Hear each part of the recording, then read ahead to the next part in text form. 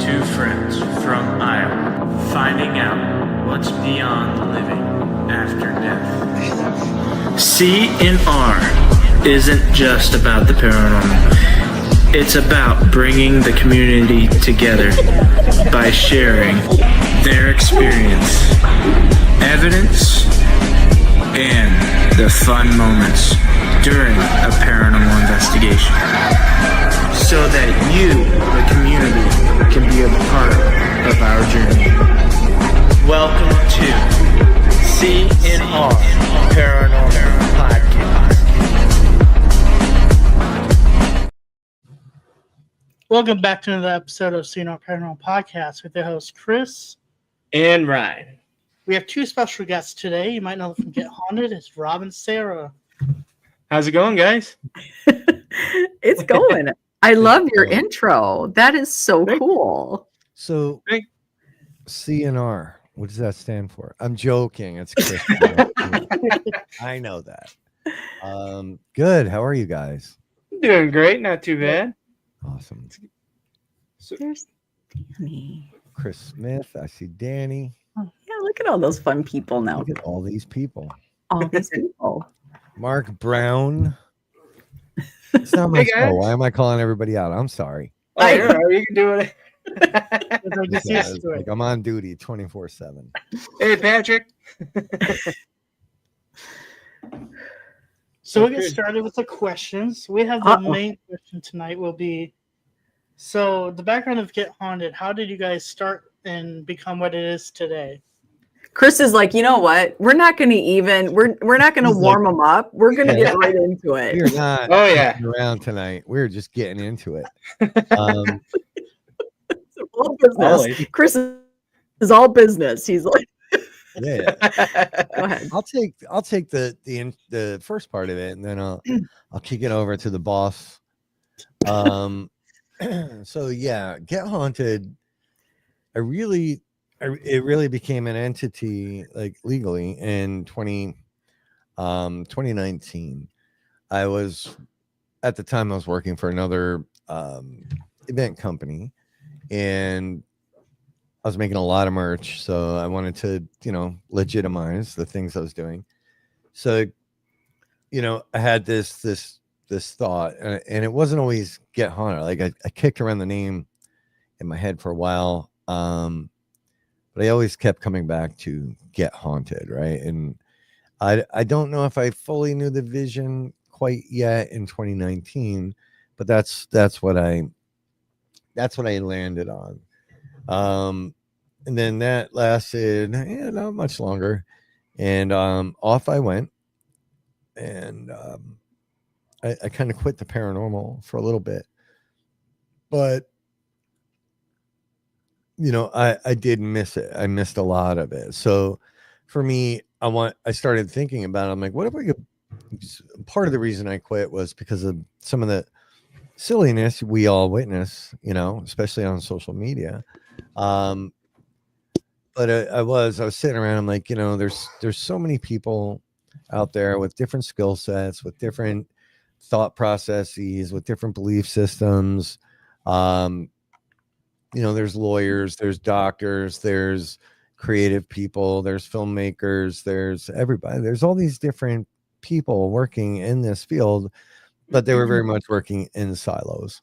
For me personally, trying to get onto a team right in the beginning was really, really hard. Everybody I reached out to was like, well, I got my son and his best friend, and we're good unless you have, a connect and all these different requirements to get onto a team. I'm like, Jesus, this is hard. This is how I ended up landing, really cutting my teeth with a public event company, which was scary in itself, right? But it was cool because I had a lot of opportunities. So really, it started out as a merch company.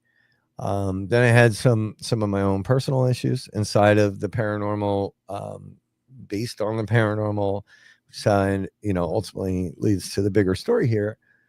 But in 2021, I decided I missed it. I missed investigating. I missed that feeling of, working with the public, especially newbies who have never been out, right? And they've watched all this stuff on TV, which has piqued their curiosity, and they just never believed they could do that, and maybe even never had a real experience. So for me, that's one of the most gratifying things when people come out with us and they're like, either the most gratifying, skeptics going, I don't know what the hell just happened. But number two is, the believers, but finally they're like, there's that moment, and they're like, all right, I don't know what I just saw, but that is the coolest thing. So we decided it was Halloween, ironically, of 2021, that we're going to do some public events the following year, which you guys know, booking anything out in October for the following years is really hard to do. Somehow we managed, I think we had like 13 or 14 that first year in 2022. We started doing the public events. And we pulled it off, right? But on December 22nd of 2021, Bill Bryan, who you guys know who he is, he's on the network. He and Tanya were helping me get Haunted off the ground. Bill had set up to be on Sarah's show, and she'll correct me from here, and she's going to take the lead there. She corrects me all the time. Bill was scheduled to be on Paranormally Blonde, and I remember he was like, hey, we should get on Paranormally Blonde, you should come with us. And I'm like, I don't really want to. Like, I don't love I can't say it now. I didn't used to love podcasts, but he talked me into it.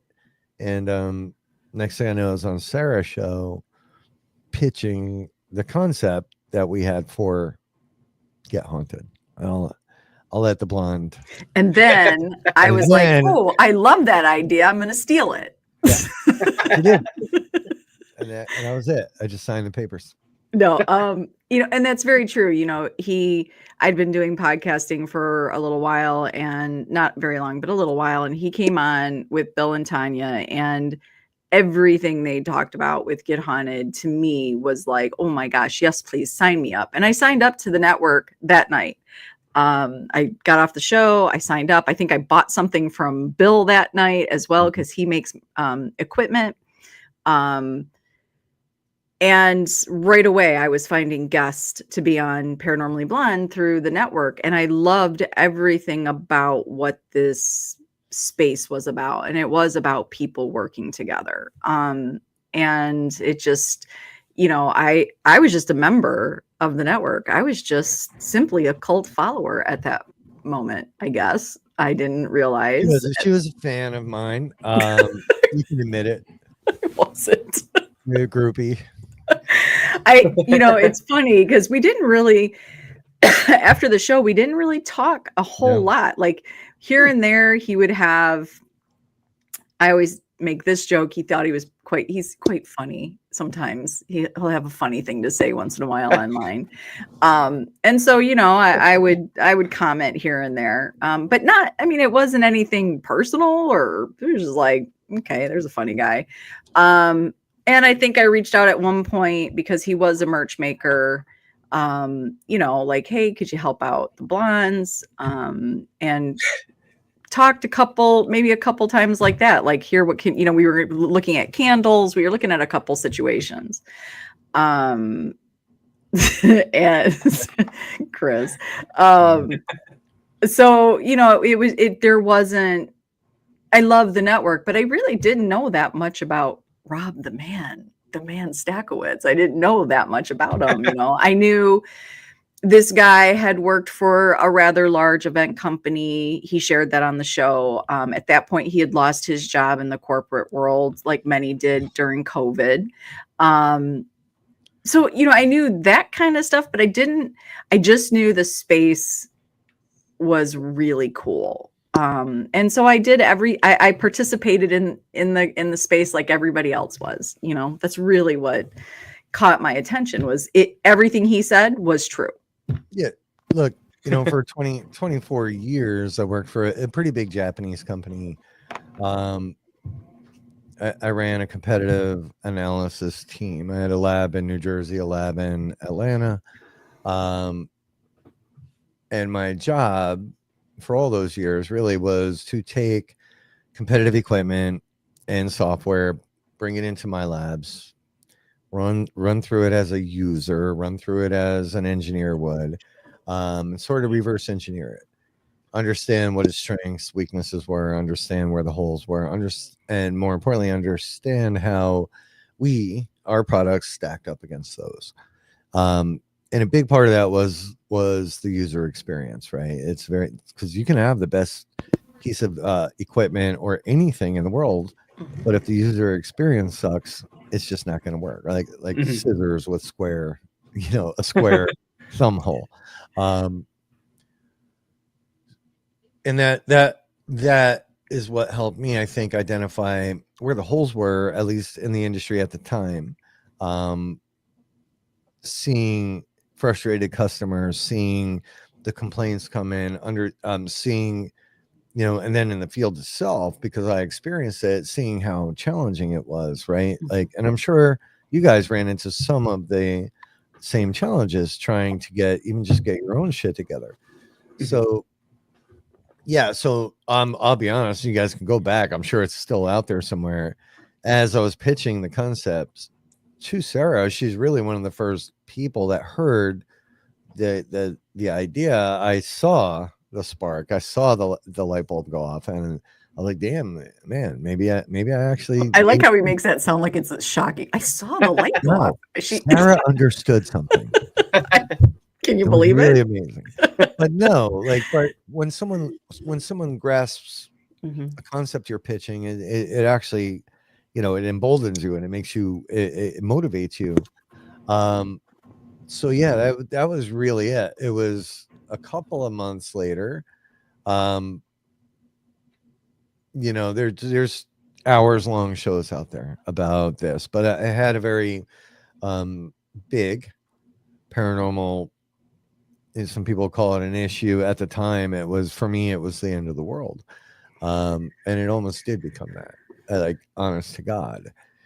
And I didn't really know Sarah. Like she said, we had back and forth a couple times. She ordered a hoodie, and there was a morning on February 2nd of 2022 that, like, might have been my last day. Oof.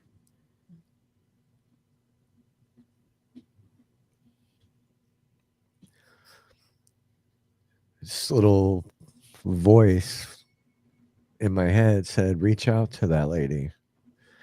I'm the lady. She's the lady.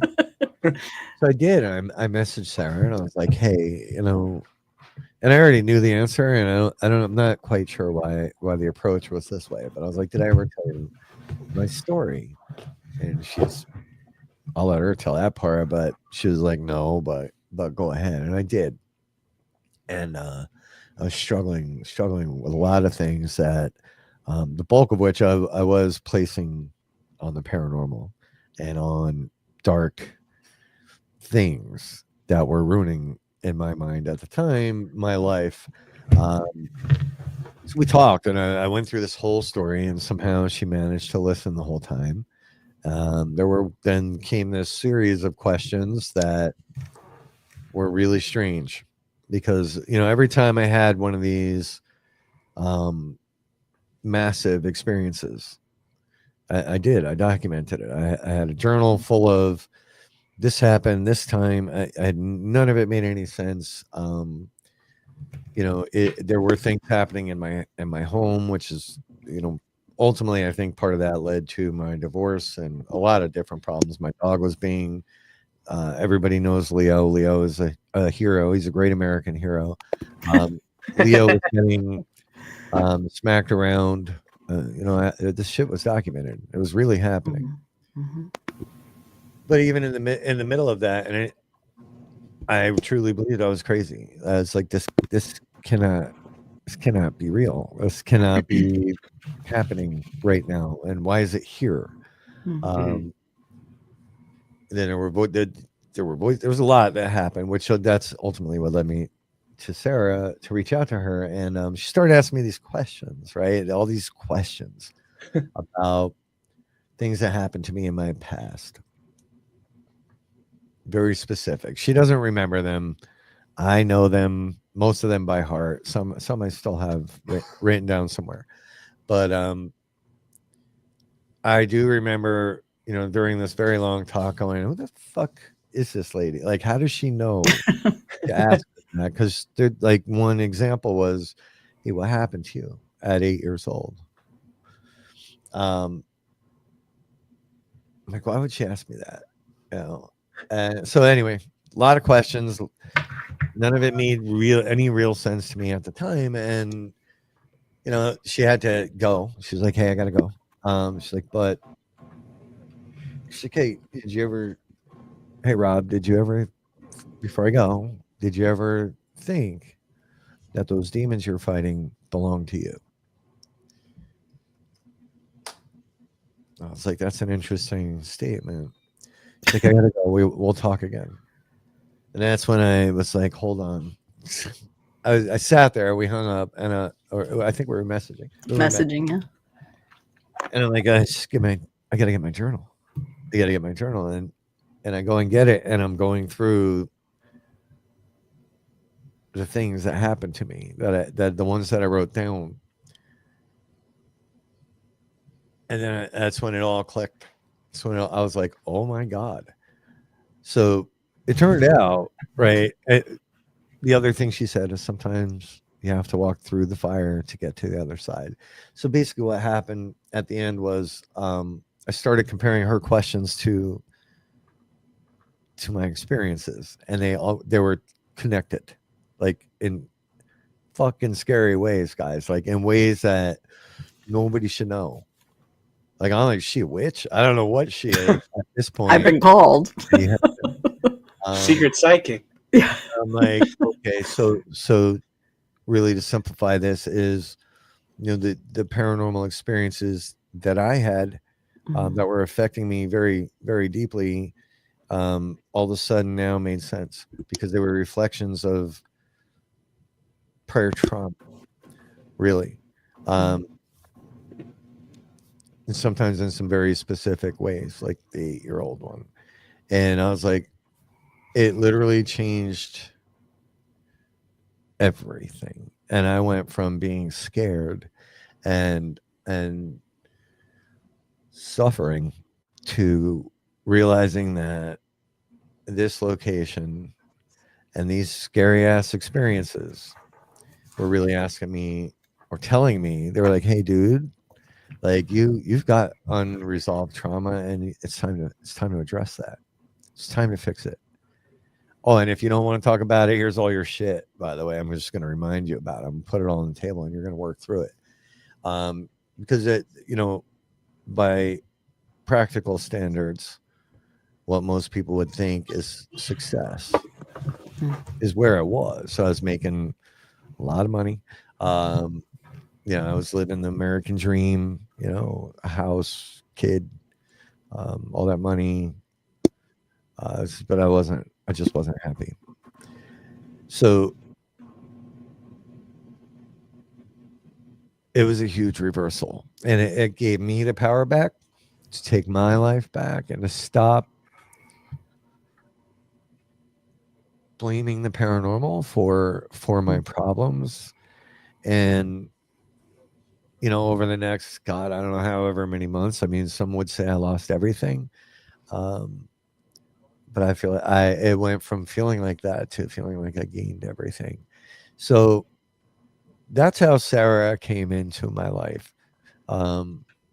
It's there's long podcasts out there. I've written part of this story down, but it also changed how I view the paranormal, and how I investigate, and also how I look at certain locations or objects or things,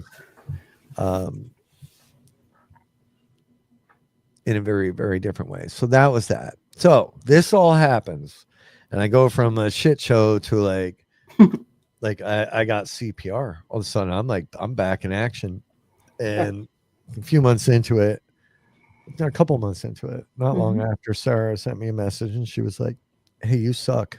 At I didn't just say you suck. you had a hiccup. You suck at social media.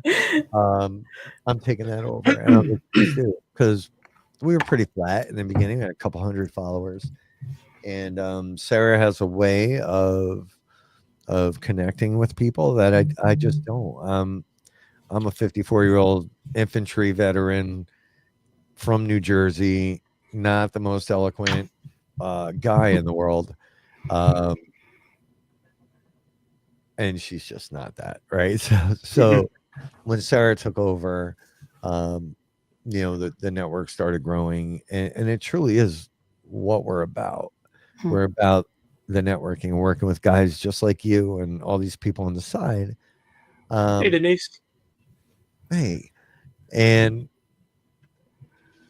but Sarah didn't really want to be front and center because there were other people involved, and she felt bad about it, but she kept coming with these amazing ideas, like girls versus boys, or all these different ideas that she and others would work on. And I realized pretty quickly, as this company grew and the network was growing, there was no way I could do it. And Sarah was truly reshaping how we approached paranormal investigations, public ones at least, and my own personal journey, but also how we interact with each other in this community, which, as you guys have probably witnessed a lot recently, isn't very kind. So I was like, hey, like, I need you to be my business partner. She fought me on it for like a day, I think. I don't remember, but finally agreed to it. And that's the God's honest truth. Like, Get Haunted, as much as people see me as it, I see Sarah as I do, right? It is. Sarah, to me, is the face of Get Haunted and sort of the soul, the spirit of Get Haunted. I'm tenacious and I will get the job done, but she knows how to deliver it. So that's really how this all started. Sarah, I just said everything. You want to add anything? No, but when he said, how you started Get Haunted to where it is, I think the reality is, you have to, I just had this conversation actually with Candy last night. You have to understand your strengths and your weaknesses, right? When you're working together, especially in a big group. And I think this is where sometimes where we sort of fall short, because we sort of want to be it, right? We want to be the one. And I kind of equated to this, my dad passed away in 2006. My mom had already been passed for quite a bit of time. And that's, that leaves 3 sisters to handle old family business. And, there's 3 of us. And the 3 of us all are not great at the same thing, but the 3 of us all took the thing we were really good at, and we handled everything that needed to be handled, from funeral, lawyers, right? Selling of cars, getting a house cleaned up and sold. And each of us played our part and got that all taken care of. And I kind of feel like when I look back at the last 3 years, what, Rob? Of course. Am I back? You're back. Yeah. Okay. So in the last 3 years, Chris, to answer your question, the way I sort of see where he started and where we are today is this. And I don't know if he realizes this. He reached out to me, and at that point, pretty close to, you were an acquaintance, right? You're still a stranger. Didn't really know anything about him. Yeah. I had him on a show right at Christmas time, and then we moved on in life. And then February 2nd, he reaches out. So there's really not a lot of, I didn't know who he was. But he asked, and for whatever reason, I listened, because, if somebody reaches out to you and goes, hey, did I ever tell you my Conjuring House story? I'd be like, who's this crazy person? Like, what? Like, why are you telling me this? But it was natural to say, no, you haven't. And he shared it. And he shared quite a bit, actually, on that day. And what I do remember is this. He did ask, number one, do you believe me? That was one of the last things he asked me. He said, do you believe me? And I said, yes. And he said, do you think I'm crazy? And I said, no. And I think, right, Denise, he's lit me the Kool-Aid. But I do believe that moment in time is really what Get Haunted Network and community truly is. There are people that want to share experiences, and there are people who want to listen to those. And we all provide that space for each other to listen without judgment and to find those pieces that resonate. And being that, Rob has mentioned on a couple of occasions, like, you threw me a rope when I was in a hole and I couldn't get out of it. And, what I'm realizing in the paranormal when I look back at the last 3 years is so many of us are in this hole. And, instead of being the superheroes of paranormal, instead of being the ones that can wrangle a ghost, what we're saying is we're community, we're a field of interest, and we want to know you. We want to hear you. We want to know you. And if it offers that rope, because that's what I'm seeing is most people, when they finally feel heard, they're like, thank you. Thank you. Mm-hmm. Oh, we don't have to believe, right? We don't have to believe everything that somebody else believes to hear their experience.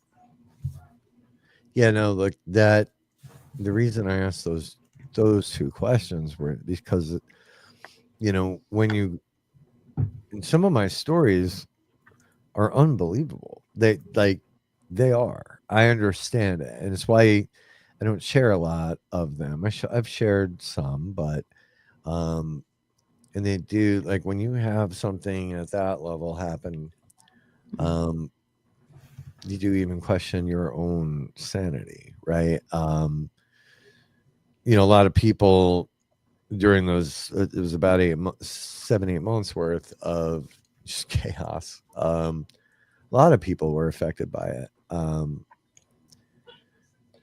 But some of it is so outrageously crazy that when you tell that story, like, you could take M. Night Shyamalan, Stephen King, all these people, all these authors, throw them in a Brian Paoni out there. I just put you in a whole new category, Brian. Put them in a room, and they probably wouldn't come up with this. Mm-hmm. Mm-hmm.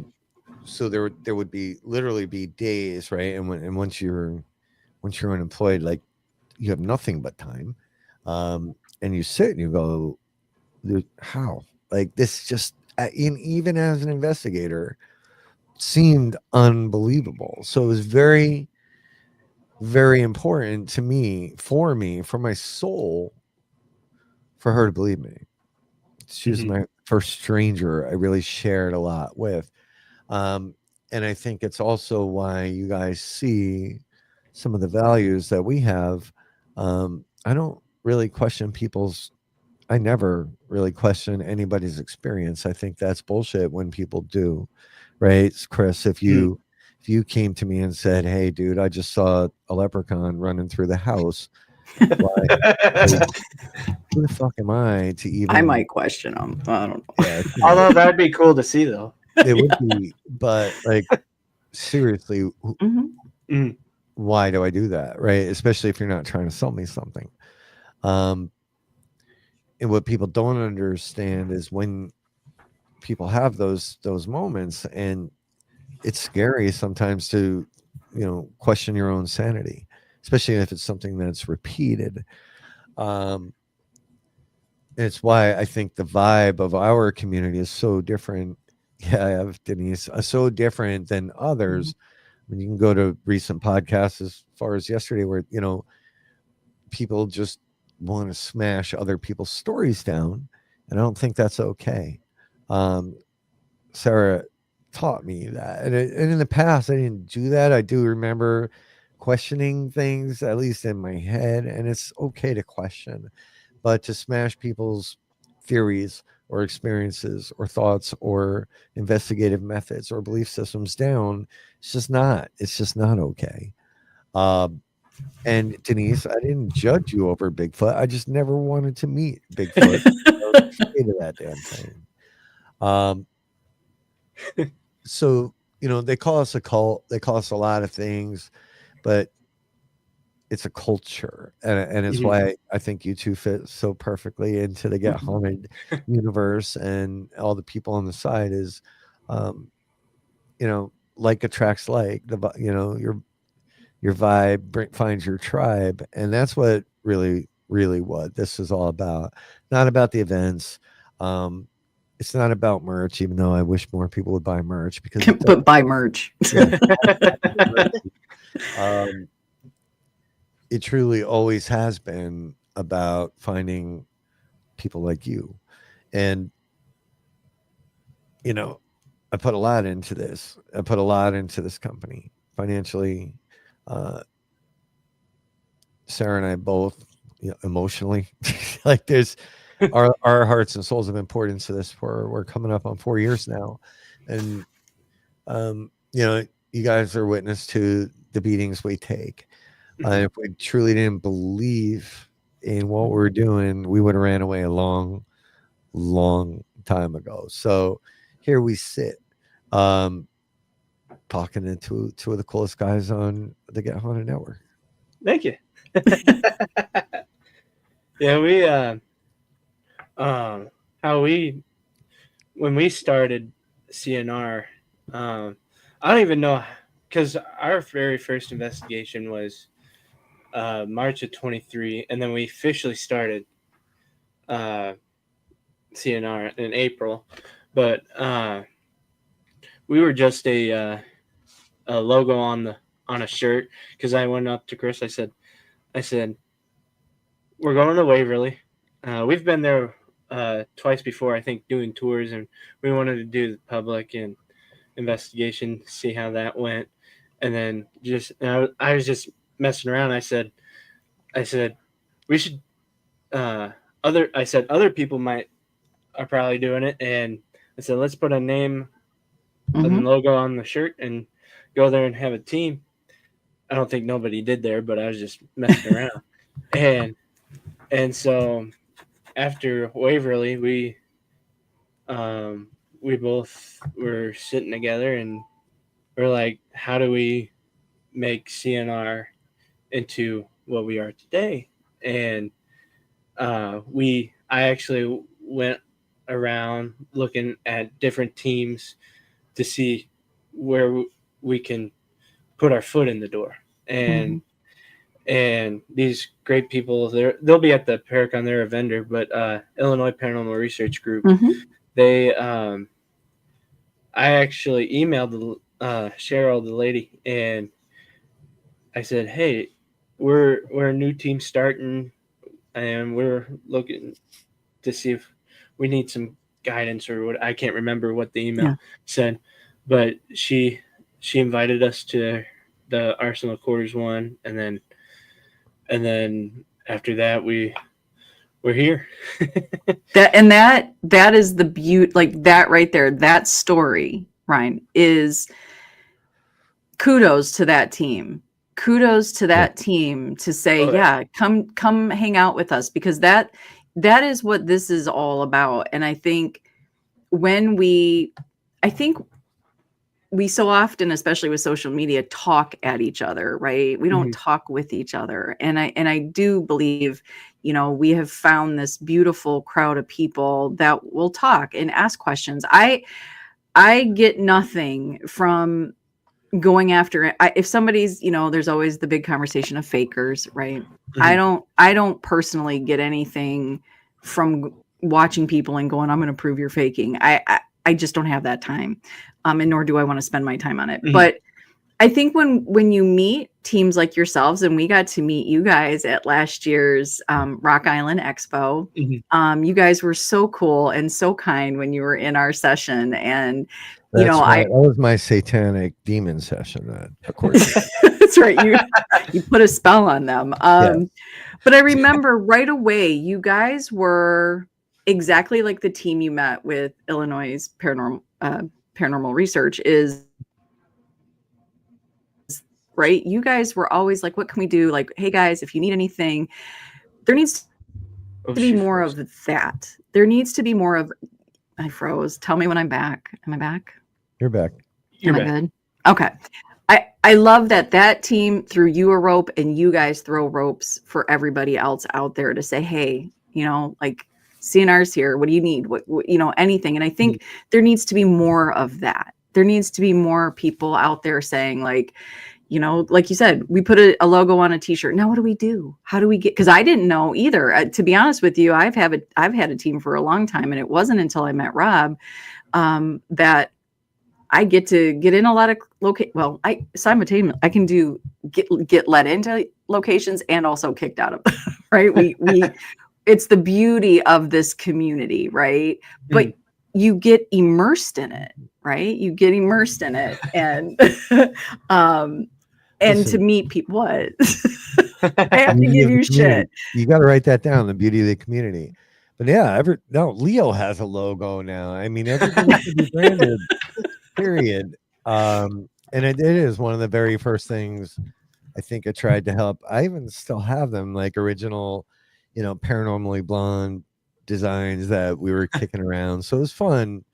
For me, that's fun, and it's not even probably should, but I don't charge people for it, right? Like we want to see people grow and prosper. Like, it's amazing what that logo on a shirt can actually do, right? Because people remember faces, I don't remember names, but more often than not, they will remember that logo. So, I'll show you guys. Give me 1 second. I got the shirt. He's wearing a Kiss shirt. He's wearing his Kiss shirt today. Chris Cash, do you like Kiss? I don't. The band? Oh, you do. Are you serious? Maybe. So we actually had one design and we changed it to the one gal.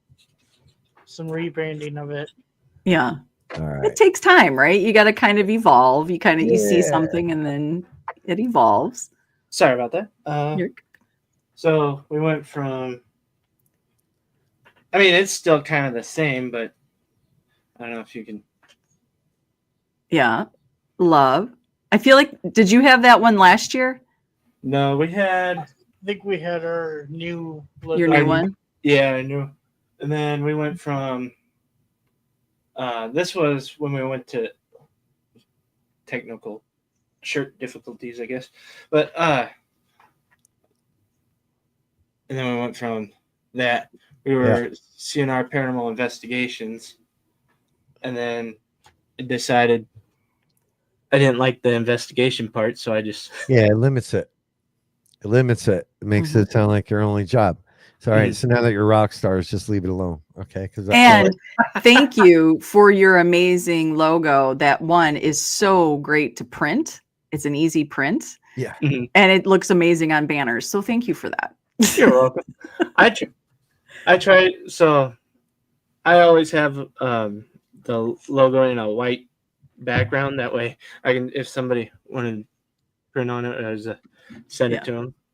It's a great logo. And it's memorable. That's the key too. It's very memorable. We haven't named it yet, so we're he needs a name. Yeah. You do a contest. Give away a T-shirt. Do a contest. We're actually thinking about that. Doing something like that on these lives, maybe. But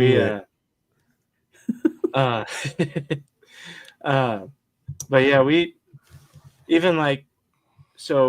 even sat down and we have our YouTube channel, and I wanted to do to put our stuff out, and every investigation because I know all like the YouTubers that like some of the YouTubers will like cut and then and I'll just set our camera, and if we're doing a session, right in front of that camera, and if it goes good, I can put it on YouTube. There you go. And you're raw investigators. You don't do any editing. low editing time. That's Yeah. good. Again, right? It's one of the drawbacks to put it. We just don't put a lot of evidence out because, in my opinion, no matter what you do, you are always going to be under scrutiny, and there will always be somebody that's gonna um, try to debunk it or give you shit for it. And for me nowadays, and after all these years, it's no longer about the if, right? It's the why. So I'm convinced it is not my mission in life to convince anybody else that the paranormal exists. Would I love to catch the best apparition ever on film? Yeah. Would I publish that? Probably, but Yeah. I don't go out looking to capture it anymore. For me, all of my big experiences, good and bad, right? No matter, however you define them at that moment in time, happened when I wasn't trying to document it. It's like they know. They're like, oh yeah, get your stupid camera out. I'll be over there. Yeah, they do know. Hey, Brittany. I think go back to last Paracon when we first met you guys. We spent like the whole day. We wanted to do the private investigation with you guys. Then it was sold out. Then it brought 10 extra tickets in. When we heard that, we ran up there. We're glad we actually got to do that. Oh man, yeah, like that was wild, right? Because look, I don't care who you are, when you're doing something like that, like you want it. Like I was worried. I'm like, what the fuck? We might not sell. Yeah, because who were we? Who was Get Haunted in the middle? Like we might not sell shit. And then next thing I knew, it was selling out. And then according to Candy, we could have sold out 2-3 times over. Well, last year. Yeah, what was last year? Last year I remember I was like, Candy, if we're not selling tickets, and then it was the night before. She's like, oh, you guys, there's only so many tickets left, and then it was the day of, oh my gosh, you guys, there's only 5 tickets left. Oh my gosh, you guys, you're sold out. And then they're like, okay. I remember her coming over going, do you guys, are you okay with us adding tickets? And we're like, yeah, you can go ahead. So I think they added them a couple times. And I think we got up to 70 people. Yeah, we got up to 70 people, and she said we had to turn some away. We had to turn a handful away. And we were excited because we were meeting so many new people and getting to work with so many and the PAX, Denise, they took a session. Danny took a session. Josh Purvis took a session. We were so excited to work with the community that night. And then this year, she's like, we want to have you guys come back. And this year, of course, it's Get Haunted and Friends. And we're going to have not just Get Haunted, but there is War Party Paranormal and also Hunger Nights from Greece. So there's going to be this beautiful, diverse evening of investigating. So we started off with the 70 tickets. And Candy was like, I'm going to tell you something. You guys could have had 2 more sessions of that. No, we couldn't. Yeah, I was like, when would we sleep? Like, how this wouldn't work. I love investigating, and I love doing it especially with new people. But after a full day of Paracon and then an investigation, we would need probably another 2 days there. But we'll come back. We'll come back to Rock Island. But it is, there's something a little bit different about investigating after a day of it, and all that energy in the building. So the last year was a lot of fun. And we did, like, Josh was sort of a last minute, like, I was like, hey dude, like you're helping us tonight. No way. And it cost me a cheeseburger, but it was fun. It's pretty cheap. I love that. Yeah, and that's right. We met Patrick Doyle that night too. It was great to be able to work with you. And I specifically remember working with you guys, and I think we even said after you guys left, we're like, oh my God, could those guys be any nicer? Any cooler. Yeah. Yeah. Wait, one of you jackasses, that was Ernie standing in the door, scared the shit out of me at one point. Somebody standing in the door. Yeah, you guys seriously you were a high point. I remember I think it was when we were doing the break last year, and we were all, me, Chris, and our investigator Cheyenne, his wife, we were standing in the corner, and and I needed to move around. I couldn't, and so I know. I think you went outside, Rob, and I was like, you know what? I'm going to give him a business card. Yeah. So I went Oh, out. that's right. That's Yeah, right. see, I'm not making this up. No, that's right. I remember that. And I was like, and I told Chris, he goes, where are you going? I'm like, don't worry about it. Yeah, Like, I remember. Somebody scared me. I remember that because I was like, God damn. And all right, everybody. Chris Smith, who's on the side, has filmed multiple jump scares with Rob. Rob gets scared. Rob gets scared. And I told you a story. So now you know why I still get scared. Like some things you can't unsee. And then that part never goes away, no matter how much you accept them for what they were or weren't. I still get scared. So Last time we went to the YMCA, I got scared. Ryan has a clip in the he can show everyone on the live. If he wants to pull it up. yeah. this is my first time putting it up, so I don't. This was at the Roadhouse, our last investigation we did. Okay, let's see. Oh, hold on. I gotta rewind it. Oh, this is in your intro video.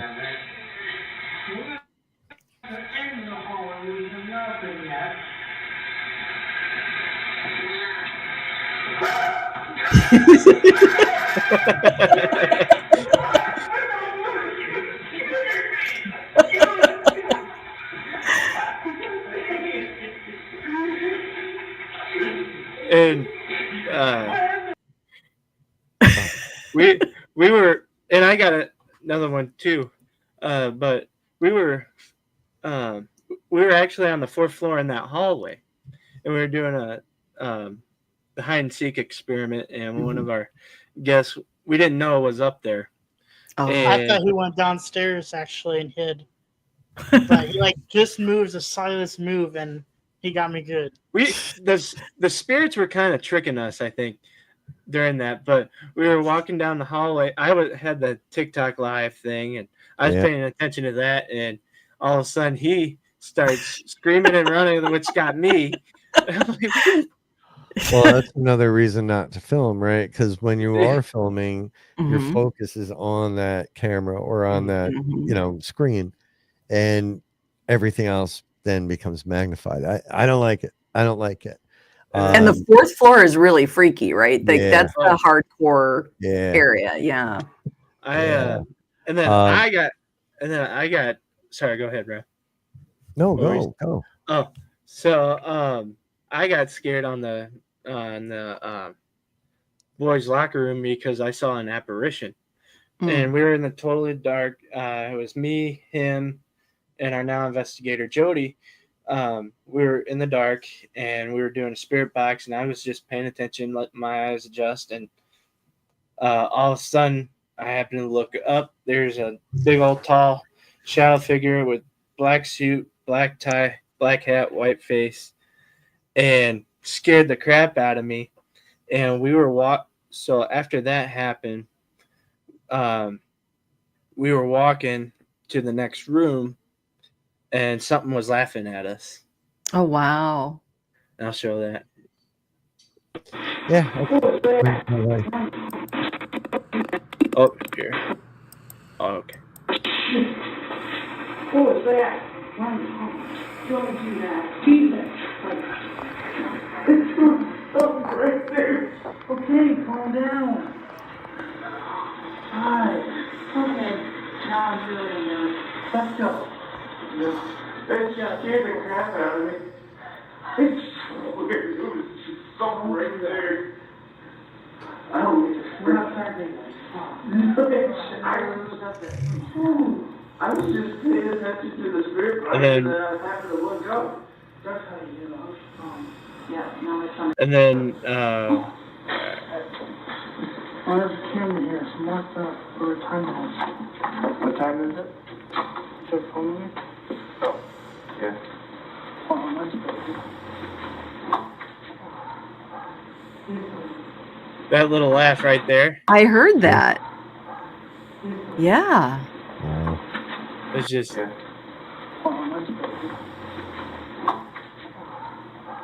Wow. Did you hear that in real time? No, we were in the other room, and all the others were upstairs, and we were just replaying it upstairs because I got scared. And all of a sudden, that laugh, we're like, what? Yeah. Where was that? That's Rock Island. The In Rock boys' Island. locker. Mhm. Fourth floor? No, that's the boys' locker room. Oh, the boys. boys' locker. I'm sorry. I'm an idiot. Were you not listening? I Can you was, hear? but you hear? there are people downstairs making a racket. I would love to see Chris Smith do No, Chris Smith is evil. I would love to see Chris Smith do some filming at Rock Island, because that location, and we haven't had the opportunity yet to do a private investigation there, but everything Candy speaks about on that location, it doesn't disappoint. The elevator shaft, they have the security footage of somebody screaming through there.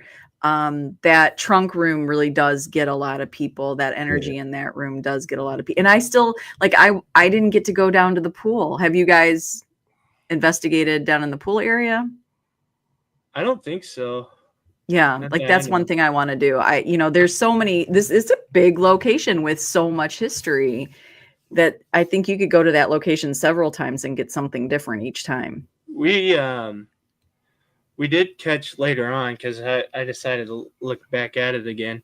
I don't have it up here, but you hear something, and nobody was on this floor. Nobody was on the upper. We were in all. They were all in the. We were all in the.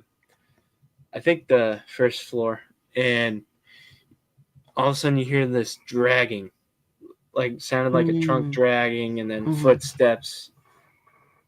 And I'm texting. I'm like, "Where you guys remember where you guys were?" And they're like, "We weren't up there." Wow. Like, wow. And so, out of all the evidence you guys caught, what is your greatest evidence? Sarah, go ahead.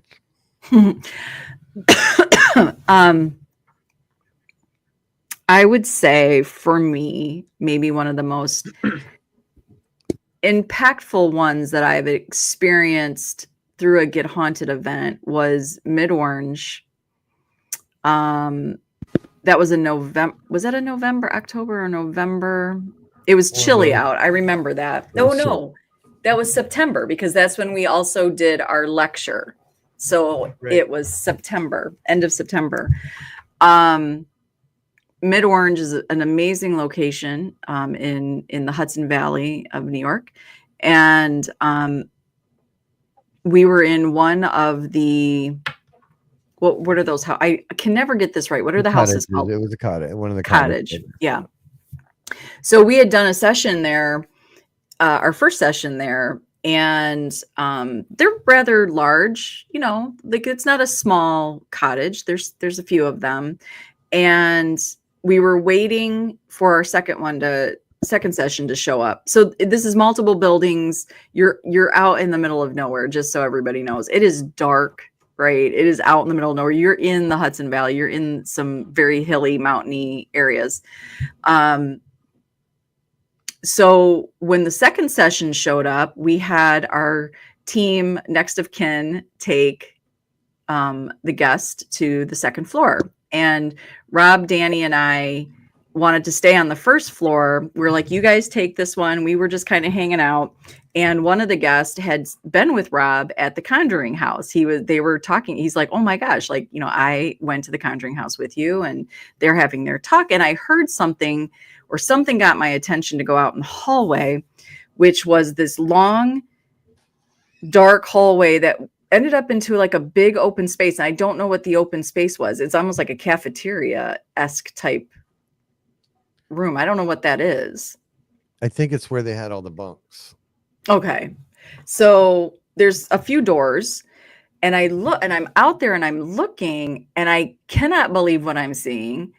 So Rob comes out, and he's like, what's going on? And I'm like, do you not, I couldn't take my eyes off of what I was witnessing, which was a light anomaly. But, you know, in your head, you're going through is it somebody walking with a flashlight and it's coming through a window? You know, is it ambient light somewhere? Like you just, but it was an outline of a door that was kind of shape-shifting in weird ways. It was moving. It was kind of coming closer.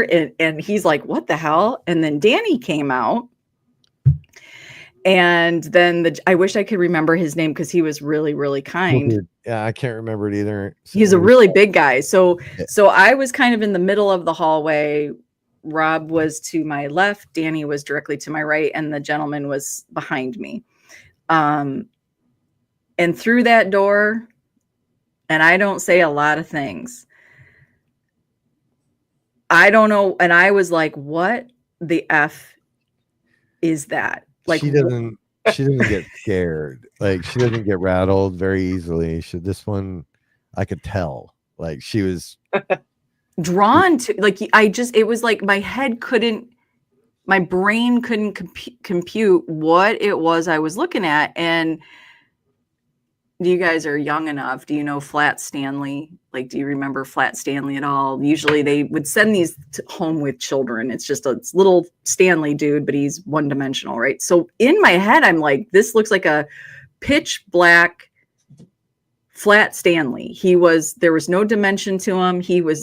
But his arms were long and sharp, and they were kind of, is the right word, undulating, like sort of doing this weird movement. And I was like, what are you? Like, what the F are you? Like, and I couldn't, and Rob's like, hey, like, snap out of it. Cause I was focused, and all I know is that moment, Danny and I actually shared an experience because it was coming towards us, and Danny said, I don't think I moved an inch. No. I don't recall moving at all. And Danny's like, did you just move? And I'm like, no, but we both sort of at that same time, I think whatever I was witnessing coming towards us sort of moved between Danny and I. And you and that gentleman went down to look for any light source. So was it ghost? Was it a CE5? Yeah, I don't know. Because we couldn't make sense of the light either. Like, for me, the doorway, because I could see the doorway as well. Mm-hmm. The doorway it would all of a sudden it would be like 50, maybe that's 20 feet closer.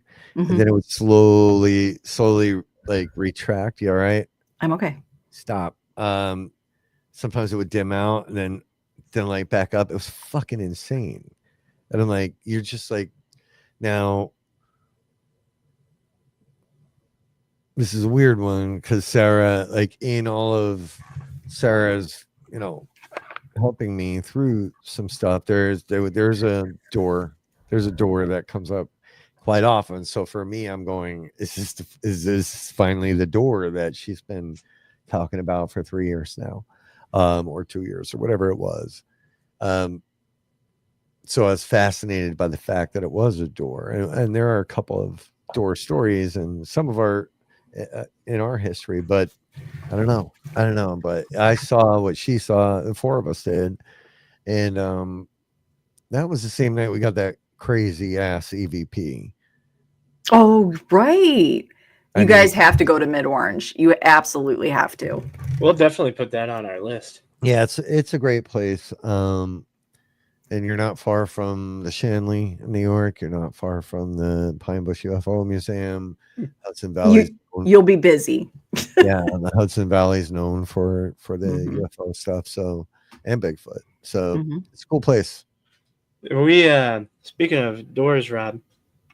So back in February, we this was one of our good evidence, but back in February we went to Edinburgh Manor there in Scottsgrove, Iowa, and it was actually, out of the whole weekend, that was our only evidence besides EVPs from digital recorder. But I got hit with a door. Oh, and we were up on the second floor. I had the spirit box in my hand. I was walking, didn't know where I was walking at or stopping, and I was a foot away from this door. And the only time I touched this door was when I ran. And this door was a pretty heavy door. We were trying to debunk it the whole weekend. Couldn't. There was a wooden stop in it, and we were trying to figure out maybe that had something to do with it. No, even without that door stop, it was still heavy to pull, and it was even trying to have it swing. It would, but it would go a little, but it wasn't enough to hit. Yeah. And we actually have it right here. I could show you. You didn't know.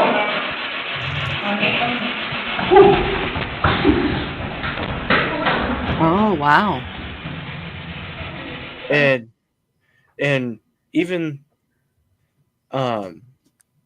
when I was before I got hit, it sounds like there was something in the spirit box that said gonna hit you. Oh. And let's see. You didn't know. Oh, you see it like. Wow. Man, And then I love it. And then there was something we cut. So right, and this was we cut recently. But after I run, you hear what sounds like a girl saying, "Oh my God, are you scared?" I thought that was one of your people. I heard that, yo. Oh,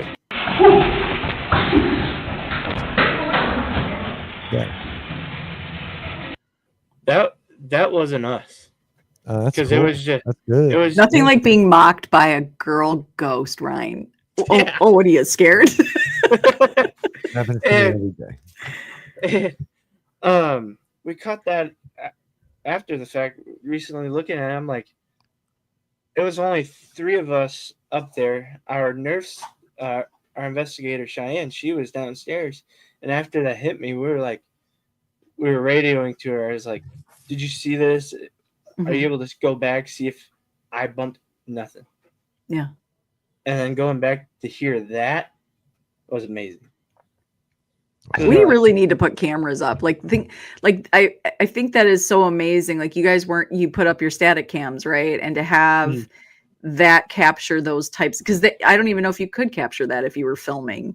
You know what I'm saying? Like that was so perfectly placed. And you see it like it's like somebody jammed that door.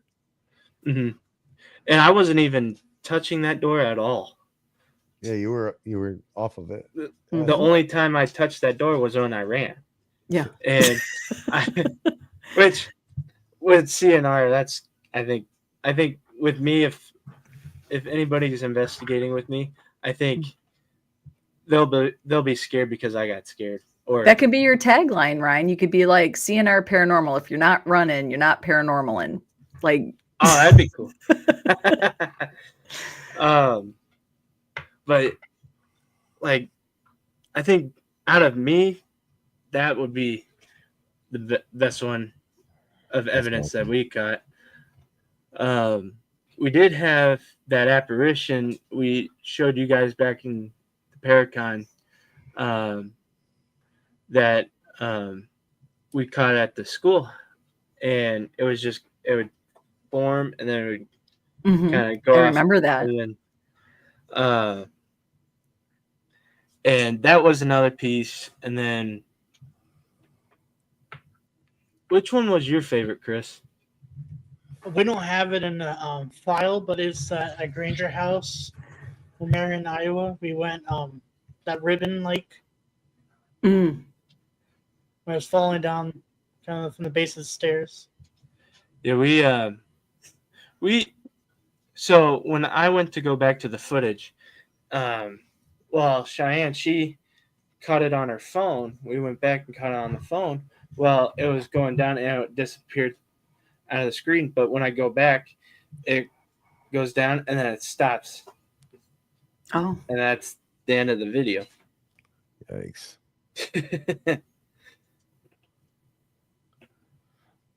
I'm going to be back in 1 second. You guys Okay. keep right. going without me if that's possible. see, All right, what's your method yeah, what do you guys like to use to investigate? What is your favorite method? Does that count like the hide and seek experiment? Yeah, whatever, any technique you use. Yeah, absolutely. I think with mine would be the hide and seek method, because not only does it give a try at the spirits guiding you to the person, but it makes because you're in the dark, and I don't like using flashlights, so it makes me forces me to go throughout the whole building and pay attention to my surroundings. Yeah, I love that. What about you, Chris? What's your favorite method I like when to you're go under the Estes method. Okay. Like you can't see anything. You just hear, they talk to you and all that. I just like to do like that. Because it could be like an hour, but it feels like 20 minutes. It doesn't feel like you've been under that long. You lose track of time, right? Yeah. You really do lose track of time. He's better at that than I am. I'm not good at like I don't usually hear the word. Are you good at picking up the words, Chris? It takes me a while once I get started at first, but I pick them up, after like 10 minutes of being under. And I think an experiment that we actually talked about it a couple of podcasts ago with our group. I had a group of people on, but I think I'm going to try the cup phone thing at the cup phone with the string attached to the Okay, cups. what do you do with that? What are you going to do? I'm going to put the string, I don't know, somewhere in the YMCA. Hopefully I remember to do it, and then put digirecorders in the cups. See if something comes through that way, or like talk, and then see if I've never tried it, so it'd be interesting to see that on that one. Right. No, that sounds fun. What are you eating? Nothing. Oh, do you hear chomping? Oh, I was gonna say my dogs are eating. No, I saw him eating something. Don't tell people. I don't have to tell them; they can see it. Oh, all right, and it's still hot, but do you like how he had to get? He's like, "I'll be right back. You guys go." There's a cinnamon roll calling my name. I have witnesses. I went down Danny because my throat was getting to me. No, Danny's in so much trouble. And then these were there waiting. That's and coffee. Oh, I love how that goes. Danny's in so she's like, your cinnamon roll is ready. Warm snacks and hot coffee ready. It's okay. I'm just having AFib, but you go get your cinnamon roll. Don't worry about your AFib. Do you see Listen, who's really? You think you're the first woman to have AFib? Really committed. While I'm in their presence. No, I'm not. Okay. Was it Cinnabon at least? I'm a hard stop. No, Danny made those. Oh. Danny made those. Yeah, Danny made them. It's part of the rules. Danny is good for having amazing baked goods there to snack on. Getting you a treat with the laugh. No. Yeah.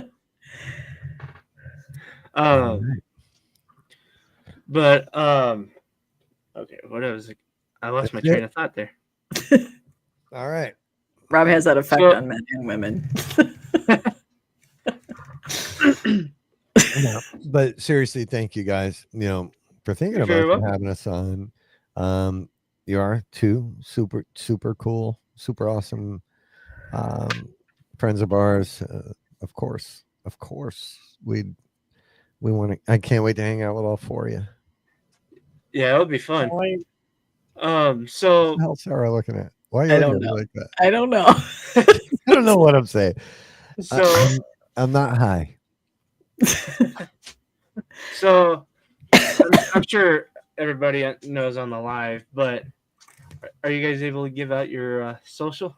Oh, absolutely. So you can go follow us on Facebook, Instagram, and also TikTok. Look for Get Haunted. Also on Facebook, we do have the Get Haunted Network public page, and that is an amazing place to have conversations and share your thoughts and theories and your events and your shows and everything else that we love to do as a community. Also, you can find us at gethaunted.com. It's a great place to find all our amazing merch. There is logoed merch along with some great fun paranormal t-shirts. You can go and find our events at extremeticketing.com, and that is with an X, extremeticketing.com. That's also where you can find your tickets for the upcoming Rock Island Roadhouse Esoteric Expo and the Friday night events. Just so people know, the Friday night before, there are two great ways that you can get ready for October 4th, and that is having a gallery reading with the amazing Dr. Rebecca Foster. You can get your tickets through Extreme Ticketing for her on Friday night, and also Spirits, Squatches, and Stories Around the Campfire with special edition of CE5 with Greg Buchan. What an amazing way to gear up for October 4th, because not only will you have hands-on experience with squatching and some scary stories, and so CE5, they're also going to do a cryptid focusing mostly on Bigfoot panel the following day. I believe that is 12 until 2. So it's a great way to sort of get ramped up. Like, this expo is giving you not just networking experience, but some very hands-on opportunities with the Spirit Squatches and Stories Around the Campfire, with the gallery readings, and with the VIP investigation and the midnight seance with Patty. I mean, oh my gosh, what is there not to do on October 3rd and October 4th? Yeah, and if you need further hands-on, you can find me on OnlyFans. Look for Ghost Daddy. Daddy Stacks. Yeah, Big Daddy Stacks. Just kidding. Oh God, that'd be a weird sight. Hey, listen. Oh, I thought I was muted. Make that assumption. I thought I was muted. You were not. Oh. You were not muted. I know. We've got Canada, we've got Iowa, we've got Virginia. We've got so many amazing people in so many amazing states and countries to go check out. We're going to be busy. We're going to be busy. Scotland on the side. Whispers of the Ouija. Mm-hmm. Ouija. I think whispering. Yes, no. Oh, now he's getting creepy with his whispers, folks. Where's the little Annabelle voice? She's resting right now. Resting. Who? Yeah. Little Annabelle. Oh, yeah. She's on a break. Yeah. Virginia, we got to get some more stuff down in Virginia too. We're working on things, kids. Look for some big announcements real soon. Yes. Because at Get Haunted, do you dare to get haunted? Yes. I want to go to Scotland. Okay, enough with the whispering. Creepy. And so with that, you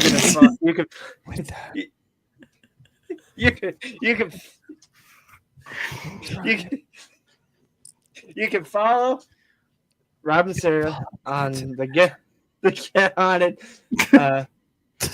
pages, the Extreme Ticketing, where you can find CNR is YouTube, Facebook, TikTok, Instagram, and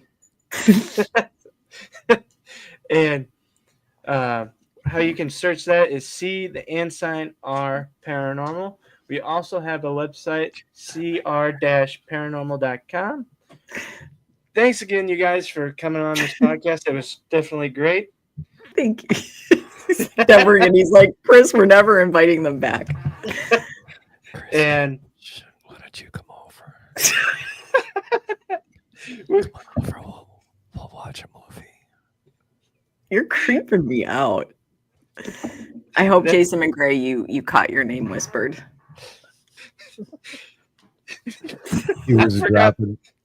I forgot what I was going to say. Anyway. So you can follow these amazing people, and you can search our website, cr-paranormal.com. Thanks you guys again to have us. Thank you. Have you guys on the on the podcast. This is how good we are. We make the host thank us for letting them Thank me for host being a us. guest. God damn it. Thank you guys. Thank you guys so much for your time and your platform. Thank We you, truly do guys. appreciate it. We love you. We love you guys. You're awesome. Appreciate you. Glad you had fun at Fort Duffield. Oh yeah, that And, was fun. Yeah, we'll be hanging out soon. Yeah. And so with that, we'll see you guys on the next one. You guys have a good one. Peace. As always, thank you so much for tuning in on the CNR Paranormal Podcast. You can find this podcast on Spotify, Amazon Music, iHeartRadio, and YouTube. You can also hear this on the Get Haunted main Facebook page, 6 p.m. Central Time, 7 p.m. Eastern Time on Wednesdays. Thanks again for tuning in. See you guys on the next one.